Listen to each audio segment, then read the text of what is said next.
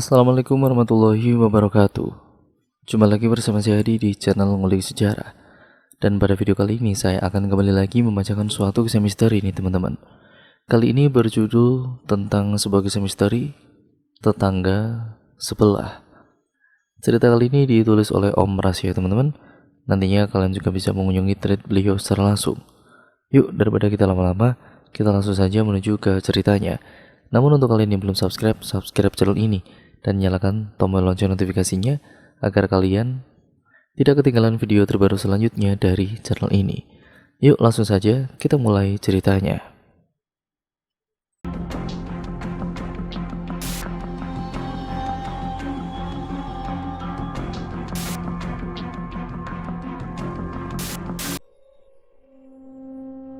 Ma, coba lihat itu Ma, sepertinya ada orang baru pindah ke rumah yang di sebelah itu, ujar Hardi seraya menunjuk keluar jendela.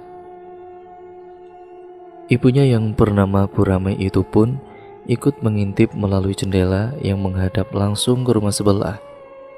Terlihat ada sebuah mobil pick-up putih yang membawa barang-barang pemilik baru rumah kosong itu. Mereka menurunkan barang-barang mereka dengan dibantu oleh sopir pick-up. Melihat itu, Bu Ramai lantas menyuruh Hardi untuk membantu tetangga baru mereka tersebut. Hardi yang merupakan anak pemalu itu sempat menolaknya. Namun karena sang ibu menarik tangannya, Hardi pun terpaksa menuruti. Assalamualaikum. Sepertinya baru datang ya, sapa Bu Ramai dengan senyum cerah di bibirnya. Waalaikumsalam. Saya bukan orang Pakumpai. Apa yang ibu katakan tadi? Saya tidak mengerti, jawab wanita muda itu tersenyum. Ia tampak sangat sopan sekali.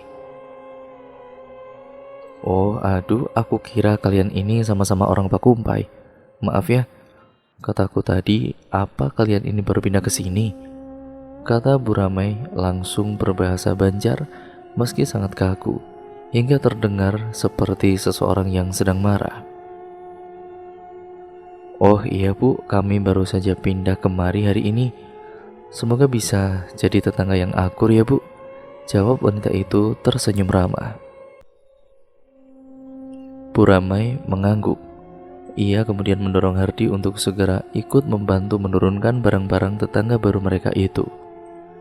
Sementara suami si wanita itu menghampiri istrinya dan Bu Ramai yang sedang mengobrol. Nah, ini laki ulun Cil. Ini suami saya Bu, ucap wanita itu yang bernama Aluh itu memperkenalkan suaminya. Nama saya Isai Bu. Senangnya kita bertetangga seperti ini. Bahagia sekali aku kalian tinggal di sini. Setelah berkenalan selaku tetangga, Bu Ramai kemudian membantu Aluh untuk menyusun barang-barang yang sudah dipindahkan ke dalam rumah. Kalian tidur di kamar atas itu kah? Tanya Ibu Ramai terdengar bercampur-campur antara bahasa Pakumpai dan juga bahasa Banjar. Iya Bu, karena kamar di bawah ini diperuntukkan bagi tamu saja nanti. Bu Ramai mengangguk, bibirnya membentuk huruf O. Matanya menatap ke kamar atas selalu kemudian bergidik. Entah apa yang beliau sembunyikan saat itu. Kenapa Cil? Kenapa Bu? Tanya Aluh yang melihat gelagat aneh dari Ibu Ramai. Ah, tidak apa-apa Bu, bukan apa-apa kok. Ibu rasa mau pulang dulu ya, mau memasak. Nanti ke rumah ibu ya, kita makan bersama, jawab Bu Ramai gelagapan. Iya, insya Allah Bu. Bu Ramai mengangguk, lalu ia bergegas keluar rumah. Rupanya Hardi masih berada di pelataran bersama Isai. Lelaki itu tersenyum ramah sembari mengangguk ketika Bu Ramai melewatinya. Nanti malam ke rumah ya, kita makan bersama, seperti kata orang untuk mengeratkan tali silaturahmi antar tetangga. Iya Bu, terima kasih banyak ya Bu. Ibu sekeluarga sudah baik sekali sama kami, membantu kami membereskan barang-barang dan juga lain-lainnya. Ya seperti itulah seharusnya tetangga. Ya sudah ya, Ibu pulang dulu, mau memasak. Ingat ya, nanti ke rumah. Isai mengangguk. Ia menatap tetangga barunya itu sambil tersenyum. Mereka sangat baik sekali, batin Isai. Bagaimana, Dik? Sudah selesaikah atau bagaimana? Itu tadi Hardi sudah memanggil kita. Tunggu sebentar ya, Kak. Ini si Ahmad masih belum berhenti menyusu, jawab Aluh dari dalam kamar sembari menatap anaknya yang berusia 14 bulan itu. Sudah ya neneknya ya sayang ya, kita ke sebelah dulu. Tadi kita sudah dipanggil, bujuk Aluh pada anaknya itu. Setelah berhasil membujuk anaknya, mereka pun kemudian pergi ke rumah Puramai yang hanya berjarak beberapa meter dari rumah baru mereka itu. Puramai dan juga suaminya dan juga anak-anaknya menyambut keluarga kecil itu dengan sangat ramah sekali.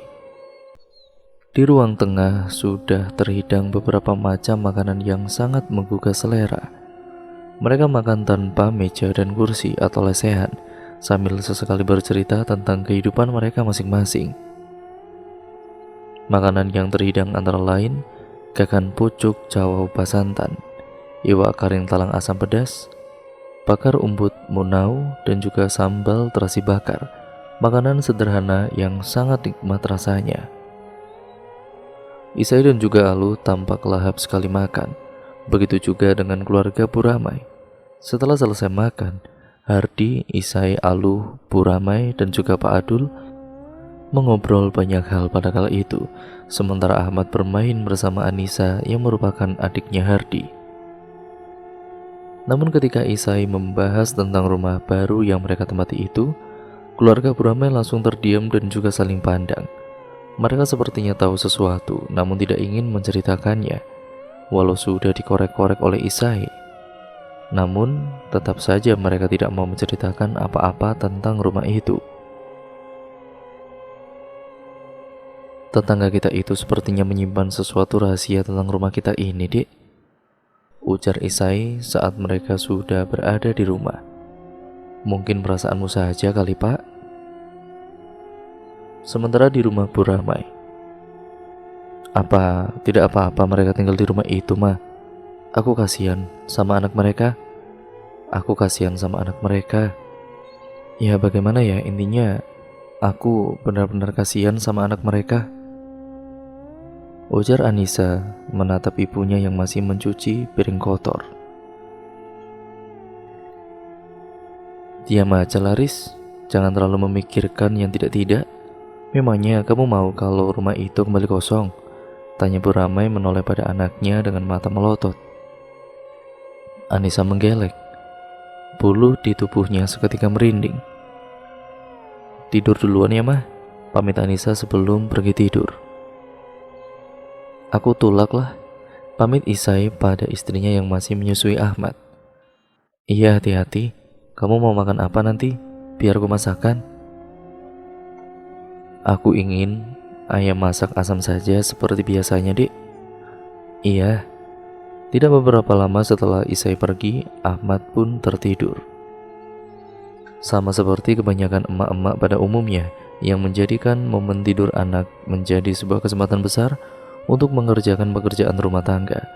Aluh pun perlahan-lahan turun dari kasur dan berjalan keluar kamar. Tubuhnya terasa sangat sakit sekali, terlebih di bagian bahu kanan. Mungkin akibat ia yang semalaman tidur menghadap ke sebelah kanan saja. Aluh kemudian meregangkan otot-otot tubuhnya sebelum memulai pekerjaan rumah. Lalu ia mulai menyapu, mengepel, menyusun pernak-pernik di ruang tamu, membongkar piring-piringnya yang masih di dalam kardus, hingga menyikat kamar mandi dan juga WC yang masih sedikit kotor. Hingga tidak terasa waktu pun berlalu begitu cepat. Aluh duduk di kursi plastik yang berada di dapur, sambil menatap ke seluruh ruangan dapur yang sudah bersih kinclong. Ia tersenyum puas dengan hasil kerjanya. Tiba-tiba terdengar suara tangisan kejer dari anaknya, yang membuat Aluh langsung terperanjat kaget begitu menyadari bahwa anaknya ia tinggalkan sudah sangat lama di dalam kamar. Namun belum hilang rasa kagetnya setelah mendengar suara tangisan tadi, ia malah kembali dikagetkan oleh keberadaan anaknya yang sudah ada di ruang tamu. "Astaga, bagaimana kamu bisa turun, Nak?" ujar Aluh langsung mengangkat tubuh kecil anaknya tersebut. Ia memeriksa seluruh bagian tubuh anaknya, takut kalau-kalau ada yang terluka. Ada bau anyir yang tercium di sekitar tubuh anaknya. Namun saat itu Aluh terlihat acuh saja dan tetap fokus menenangkan anaknya yang sedang menangis. Tidak beberapa lama setelah anaknya tenang, terdengar suara Buramai memanggil Aluh. "Luh, Aluh, kamu mau beli sayur kah?" "Iya Bu, tunggu sebentar ya, saya ambil uangnya dulu," jawab Aluh. Saat ia keluar, terlihat Buramai tengah mengobrol bersama seorang perempuan yang di pelataran rumahnya. "Kemari Luh, dia ini orang yang menjual sayur dan ikan-ikanan," panggil Buramai. Aluh dan juga Buramai terlihat asik memilih sayur mayur serta ikan diselingi mengobrol berbagai resep makanan. "Ahmad tidur ya?" "Tidak Bu, dia sedang bermain di rumah. Cuma tadi itu saat saya sedang berberes rumah, dia itu turun sendiri lewat tangga. Sampai kaget saya saat melihat dia sudah ada di bawah," cerita Aluh. "Anak kecil itu tidak boleh ditinggalkan di rumah sendirian, nanti malah ditemani makhluk halus," ujar Buramai. "Kecil, iya Bu. Kalau malam saya juga tidak berani meninggalkannya." "Bukan hanya malam saja, tapi siang hari pun anak itu tidak boleh ditinggal sendirian Luh." Setelah berkata seperti itu, Buramai langsung ke rumah Aluh untuk membawa Ahmad ke rumahnya. Aluh hanya tersenyum sambil terus asik memilih sayurnya. Namun begitu sampai di rumah Aluh, Buramai sama sekali tidak melihat Ahmad. Dipanggil-panggil pun Ahmad pun tidak menjawab. "Luh, di mana anak kamu?" tanya Buramai setengah berteriak. "Apa Bu? Anakku di mana?" Aluh mengernyitkan alisnya tanda tidak mengerti dengan pertanyaan Buramai yang menanyakan keberadaan anaknya. "Di dalam rumah Bu, di ruang tamu," jawab Aluh seraya berjalan menghampiri Buramai. Tapi rupanya apa yang dikatakan Buramai benar adanya, bahwa Ahmad tidak berada di ruangan itu. Aluh pun ikut panik mencari-cari Ahmad, dipanggil-panggil namun tidak ada jawaban. "Biasanya anakmu itu mau atau tidak menjawab saat dipanggil?" "Mau Bu, biasanya dia jawab kok." "Coba cek ke kamar kamu, siapa tahu dia ada di kamar," ucap Buramai. "Tidak mungkin Bu, anak saya kan tidak mungkin naik ke atas sendiri. Kalau dia bisa turun, kemungkinan dia juga bisa naik sendiri Luh." Mendengar perkataan Buramai, Aluh pun langsung bergegas menaiki tangga. Dan benar saja, rupanya anaknya sudah berada di atas tempat tidur sambil memegang segumpal bulu mirip rambut. "Ya Tuhan, anakku," ucap Aluh dengan bibir gemetar. "Bagaimana Luh?" tanya Buramai dari bawah. "Ada Bu." Buramai tampak menghela nafas lega mendengar jawaban dari Aluh. "Aku turun sembari menggendong anaknya." Buramai yang menyadari adanya segumpal bulu mirip rambut yang dipegang Ahmad itu seketika mengernyitkan alisnya. "Luh, itu apa yang di tangan Ahmad?" Aluh yang tidak menyadari anaknya memegang gumpalan bulu rambut itu langsung melihat ke arah tangan Ahmad, memegangnya dan berusaha untuk membuka pegangan Ahmad yang begitu erat menggenggam bulu tersebut. "Apa ini Bu?" Buramai menggeleng, matanya tajam menatap ke arah kamar atas. "Ya udah, ayo ke rumah ibu saja," ajak Buramai. "Kenapa memangnya Bu? Nanti akan ibu ceritakan." Aluh ya menurut saja dan kemudian mengikuti Buramai keluar rumah. "Sebelum kalian menempati rumah itu, apa kalian sudah tahu cerita masa lalu rumah tersebut?" Orangnya bilang kalau rumah itu sudah lama tidak ditempati karena memang berada di desa, transportasi sulit, dan kalau buka usaha pun juga susah. Tidak seperti itu Luh. Rumahmu itu dulunya ditempati pasangan suami istri. Kalau ku dengar-dengar mereka itu nikah siri, dan yang tinggal di situ adalah istri mudanya yang tengah hamil. Mereka sangat jarang sekali keluar rumah. Kalaupun keluar hanya untuk membeli keperluan dapur, itu pun sangat acuh terhadap tetangga sekitar seperti kami ini. Dengar-dengar katanya mereka itu sembunyi dari amukan istri tua. Mereka juga terdengar sering bertengkar sampai teriak-teriak. Dan seingatku mereka tinggal di rumah itu hanya bertahan sekitar beberapa bulan saja. Setelah suaminya itu pergi meninggalkan dia di desa ini, tidak lama istri mudanya itu kami temukan gantung diri dengan sebagian anggota tubuh sudah mengeluarkan bau yang sangat busuk atau bau tidak sedap. Aku jadi sampai curiga, itu ya karena dia tidak pernah keluar rumah sama sekali sampai beberapa hari. Bahkan untuk menjemur pakaian pun tidak. Biasanya kan dia itu 2 hari sekali mencuci dan menjemur pakaian, tapi waktu itu tidak ada sama sekali. Padahal sandalnya masih ada di luar rumah. Bahkan jemuran yang sudah kering pun masih ada di luar rumahnya, dan ku ketok-ketok pintu tapi tidak ada jawaban sama sekali. Lalu si Hardi berinisiatif untuk masuk guna membuka pintu, karena kami ingin memasukkan pakaiannya yang berada di luar tersebut ke dalam. Tapi rupanya begitu Hardi berhasil masuk ke dalam, ia mencium bau yang sangat busuk, ya tidak sedap seperti itulah, seperti bau bangkai di dalam rumah. Setelah pintu dibuka, aku pun masuk, dan benar saja, bau tidak enak menyebar di dalam rumah itu, lalat juga banyak sekali.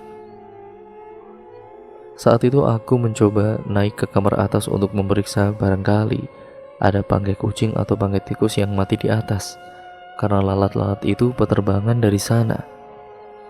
Tapi begitu aku berada di depan pintu kamar tersebut, aku sangat takut dan kaget melihat perempuan itu sudah mati dengan leher terikat tali.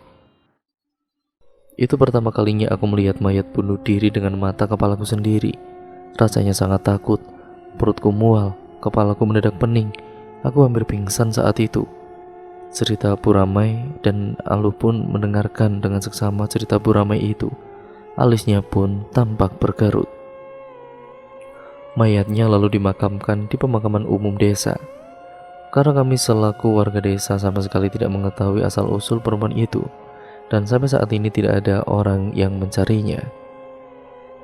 Nah, setelah tragedi bunuh diri itu, di rumah tersebut mulai banyak terjadi hal-hal yang sangat aneh, seperti suara teriakan di tengah malam, suara tangisan menjelang maghrib, dan puncaknya itu ketika satu keluarga menempati rumah tersebut.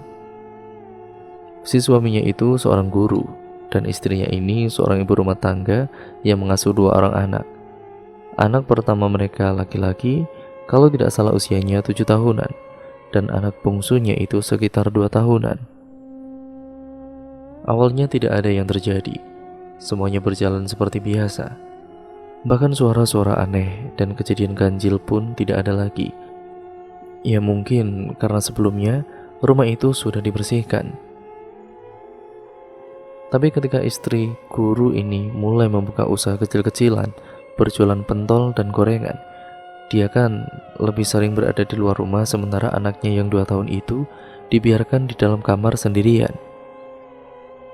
Nah, pada saat itu, entah bagaimana tiba-tiba anaknya yang berada di dalam kamar itu menghilang. 24 jam kami mencari bersama para warga, namun anak itu sama sekali tidak ditemukan. Padahal semua pintu ditutup dan dikunci, hanya jendela saja yang terbuka. Tapi kan tidak mungkin anak usia 2 tahun bisa memanjat naik jendela setinggi itu. Lalu bagaimana anaknya, Bu? Tanya Alu penasaran. Setelah hampir 2 hari, anaknya ditemukan di bawah kolong ranjang.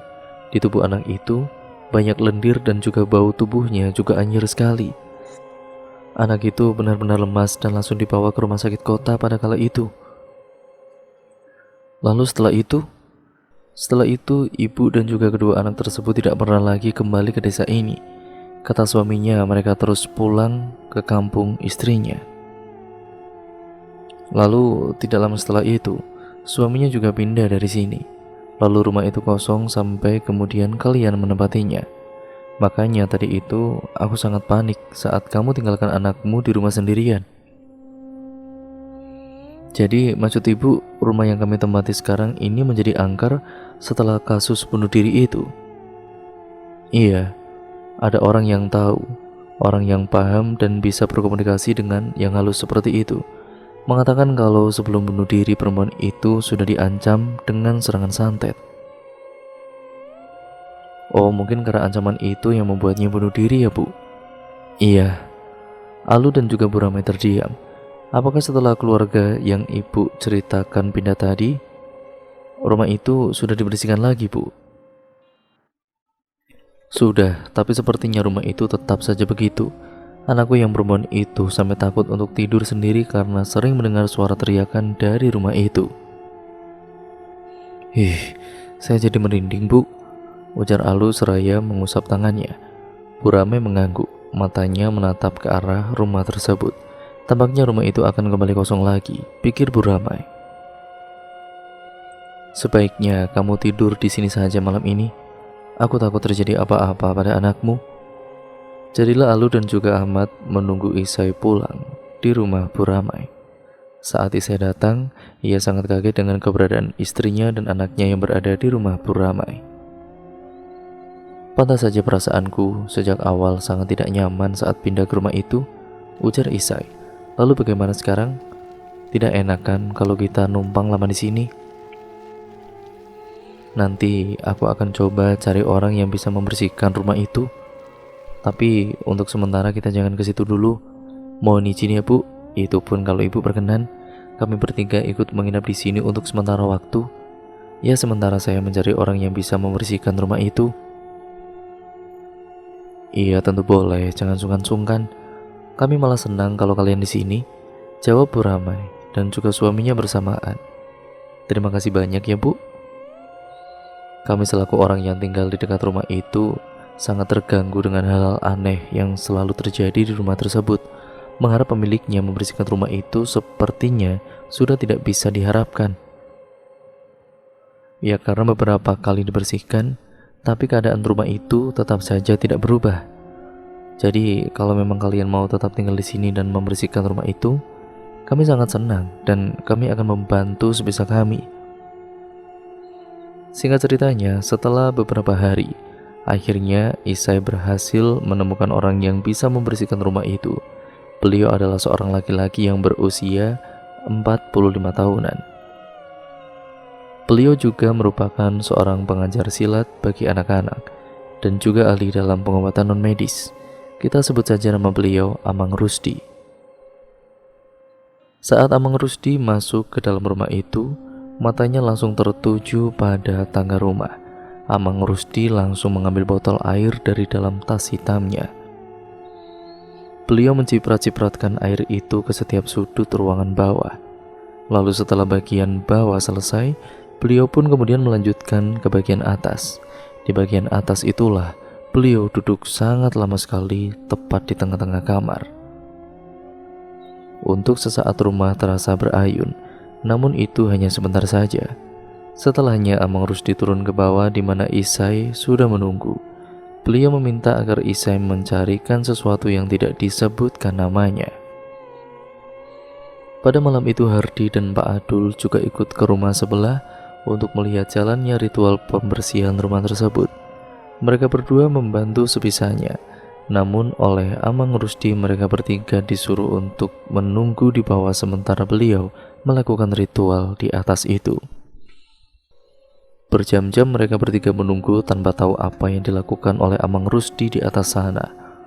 Namun meski begitu mereka masih mendengar sayup-sayup doa yang dibaca oleh Amang Rusdi di atas. Sekitar hampir pukul 12 malam, Amang Rusdi turun dengan keringat dingin membasahi wajahnya. Bagaimana sekarang? Sudah, insya Allah kalian tidak akan diganggu lagi. Syukurlah. Tapi benarkah kalau makhluk itu sudah diusir? Insya Allah dia tidak akan kembali lagi. Alhamdulillah kalau begitu. Karena rumah ini sudah beberapa kali dibersihkan oleh pemiliknya, tapi makhluk itu tetap saja ada dan mengganggu, ujar Pak Adul. Amang Rusdi mengangguk. Memang sulit sekali untuk diusir, tapi aku tidak mengusirnya, aku hanya memindahkan dia. Dia ngotot bahwa dia adalah arwah dari perempuan itu dan tidak ingin pergi kecuali suaminya datang kemari. Tapi tentu saja itu bukan arwahnya, melainkan jin. Lanjut Amang Rusdi. Setelah rumah itu dibersihkan oleh Amang Rusdi, Isai, Alu, dan juga Ahmad kembali menempati rumah tersebut dan tidak ada lagi gangguan-gangguan ataupun Ahmad yang bisa berpindah-pindah tempat. Isai, Alu, dan juga Ahmad tinggal di rumah itu hingga beberapa tahun lamanya. Mereka juga sudah sangat akrab dengan keluarga Buramai dan juga Pak Dul. Dan cerita pun akhirnya selesai sampai di sini ya teman-teman. Terima kasih untuk kalian semua yang sudah menyimak video kali ini dan cerita kali ini. Bagaimana menurut kalian cerita kali ini? Semoga kalian terhibur. Dan jangan lupa untuk kalian yang memiliki pengalaman horor atau cerpen-cerpen karya kalian bisa kirimkan ke alamat email kami yang nantinya saya akan bacakan di channel ini ya teman-teman, seperti cerita kali ini dan cerita-cerita sebelumnya. Mohon maaf apabila banyak kesalahan kata ataupun narasi saya mungkin kurang jelas ya teman-teman. Semoga baik buruknya yang terkandung dalam cerita kali ini kita bisa mengambil sisi positifnya dan juga hal-hal yang mungkin positif ya teman-teman, ataupun yang bermanfaat untuk kita semua. Yang baik kita ambil, yang buruk kita buang jauh-jauh. Ya jadikan itu sebagai pembelajaran untuk kita semua agar kita menjadi manusia yang jauh lebih baik lagi ke depannya. Sekian dan terima kasih, kurang lebihnya mohon maaf. Sampai berjumpa di video terbaru selanjutnya ya teman-teman. Jangan lupa untuk kalian like, komen, dan share, serta subscribe nih untuk kalian yang belum, dan nyalakan tombol lonceng notifikasinya ya teman-teman, agar kalian tidak ketinggalan video terbaru selanjutnya dari channel ini. Sekian dan terima kasih, sampai berjumpa di video terbaru selanjutnya dari channel ini. Wassalamualaikum warahmatullahi wabarakatuh.